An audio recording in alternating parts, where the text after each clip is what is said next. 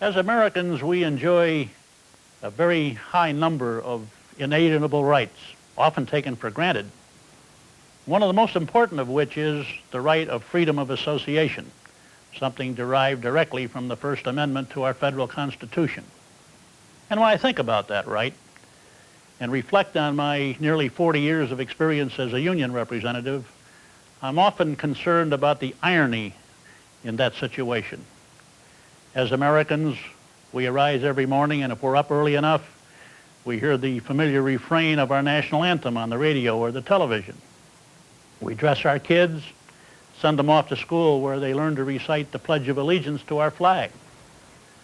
We leave for work, secure in the knowledge that all day, Old Glory will proudly fly over all of our state capitals and public buildings.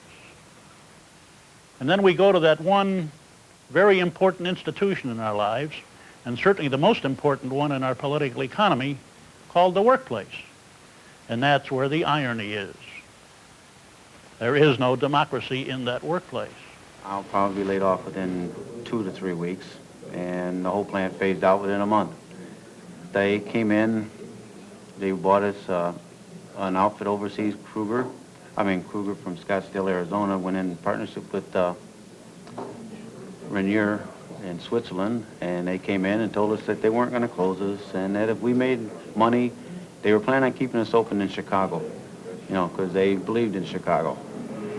And the people worked hard, and we made a lot of money last year. And then they came in this year and slowly phased everything out. You know, most of the people feel like they've been raped.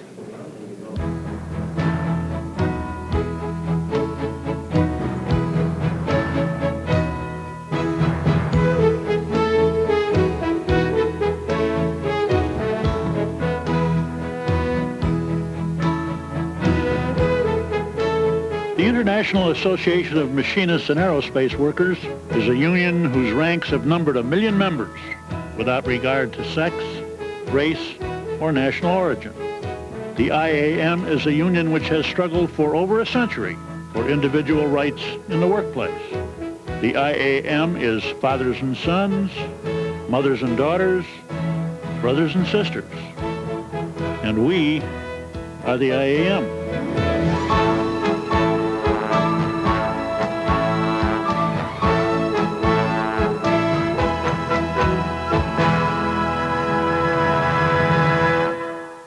La edad que tiene para el otro sonido está bien exacto de la fecha. Some people have asked me what relationship I see between a union called the machinists and nurses.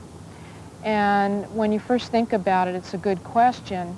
But for me, the answer was very easy, because when I looked into the machinists, what I saw was a high level of morality and integrity, and a good base of support with the working people of this country.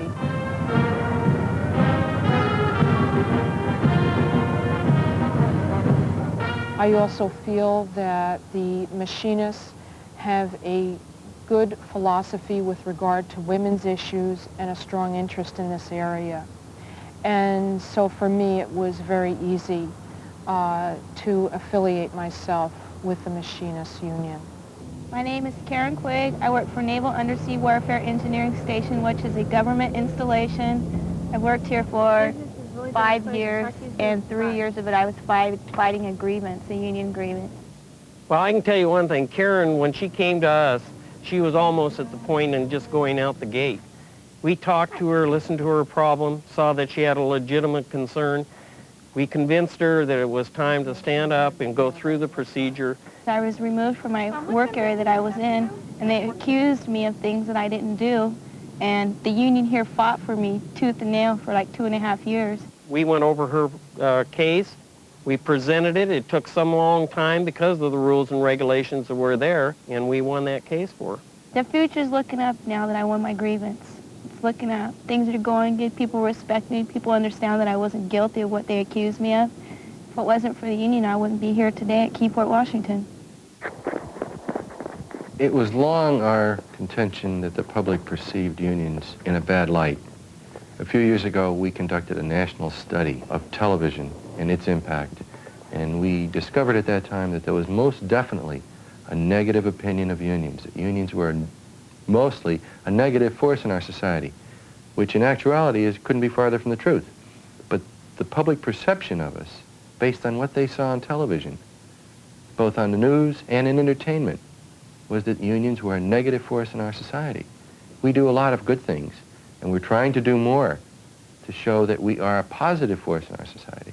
Within the framework of the Machinists Union itself, yes, it is equal opportunity for all employees to advance. And that's one of the reasons that I say that it's important that all employees should belong to the Machinists Union, because since I've been a member of the Machinists Union, they have always made sure that all employees have been extended fair and equitable treatment in the workplace. I filed 2 grievances, and they were both settled in my favor. One was, they were both for putting in for upgrades, which I was denied. And I felt that the grounds that they gave me for denying them were not proper, so I went to the union, and they were both settled in my favor. The union keeps my job intact. It keeps my pay rates up, and my benefits also are very good benefits.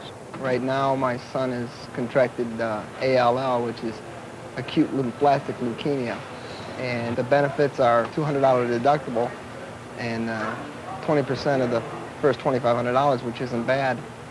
So I had to pay $700 out of maybe $50,000 bill. But more than that, I think it's given us dignity on the job. Dignity on the job, where we can go in and do a day's work and not be intimidated and not be coerced, and yet enjoy those fine things in life that a union contract gets for you.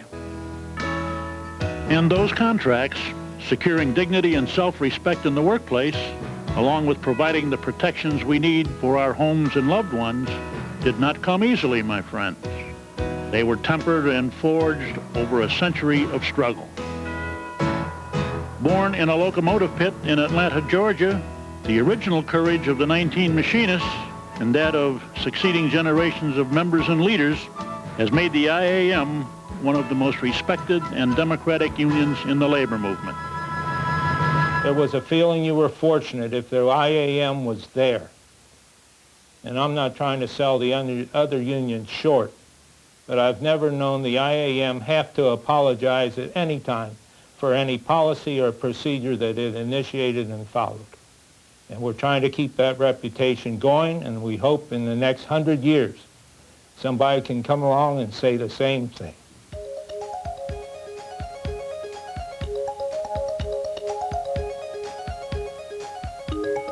Building 8 out of 10 jet aircraft flying today, the IAM is the largest aerospace union in the world.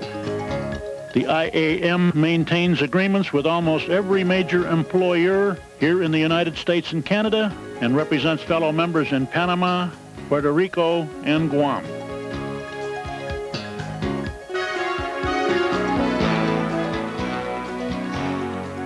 IAM members contribute their talents and skills to more than 350 basic industries. We continue to be the leading voice on our nation's railroads.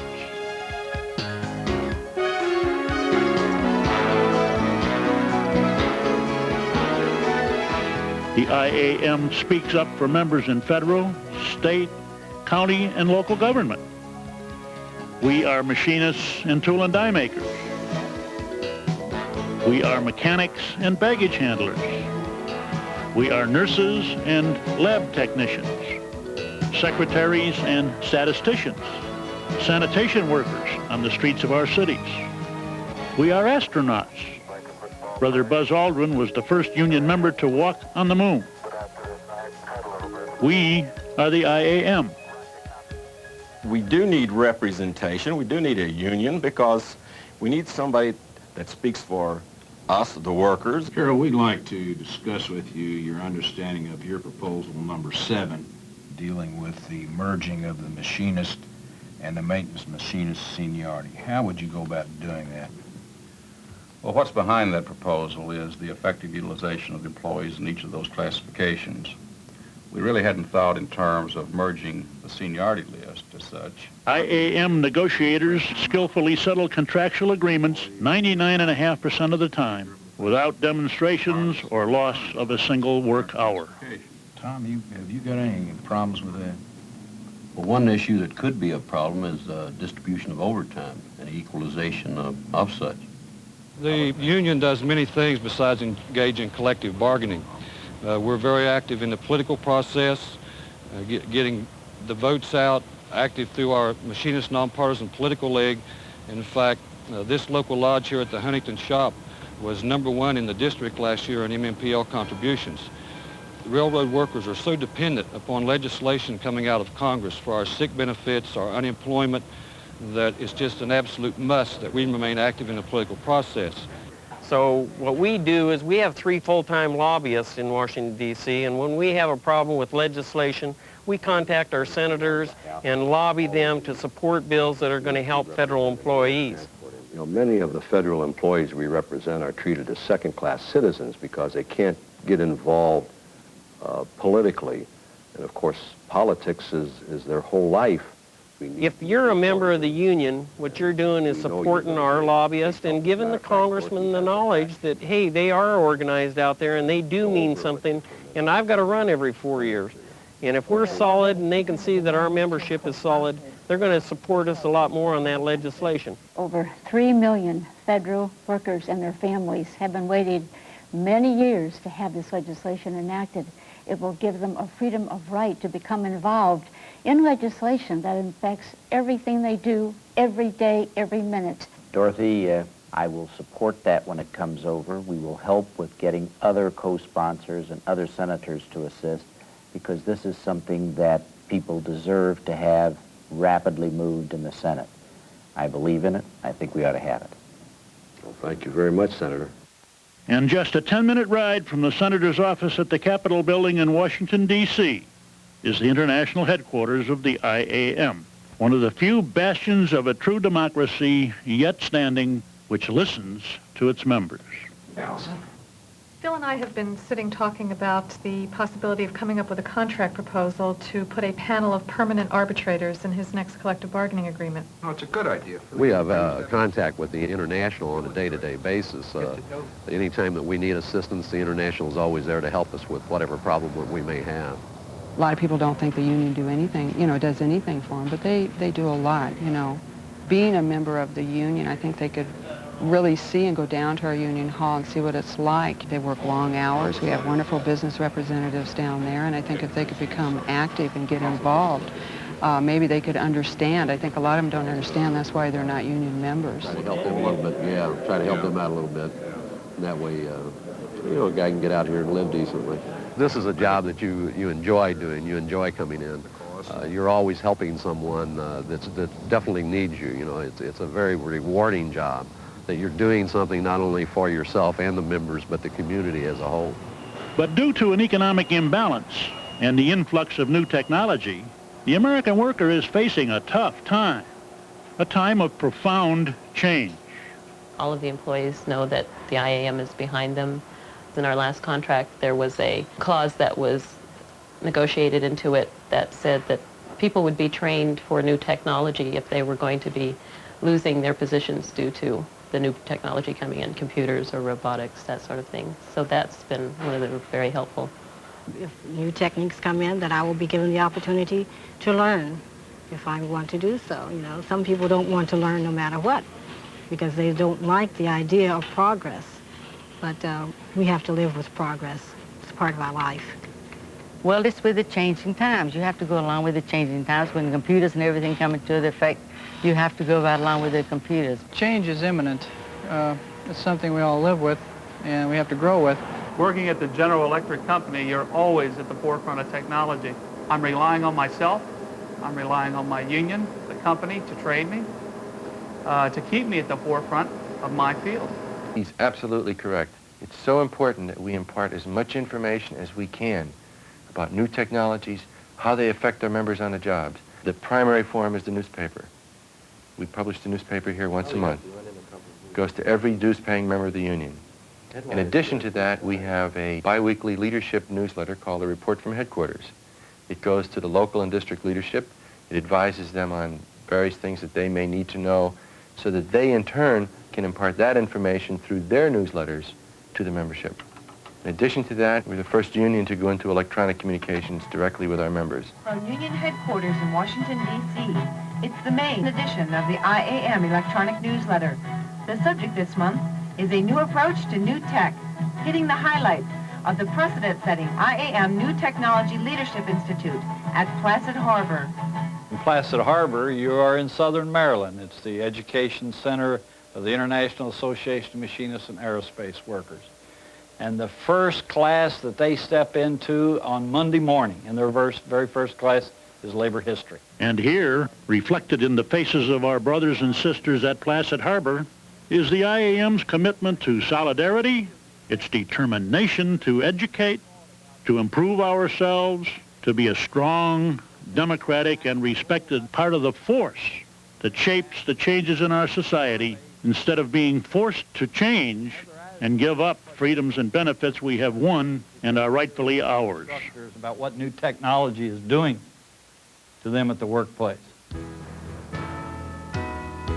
And for those of us less fortunate, but equally qualified to be a contributing member of our society, the IAM has placement programs around the country in its continuing effort to ensure justice, dignity, and respect for handicapped workers.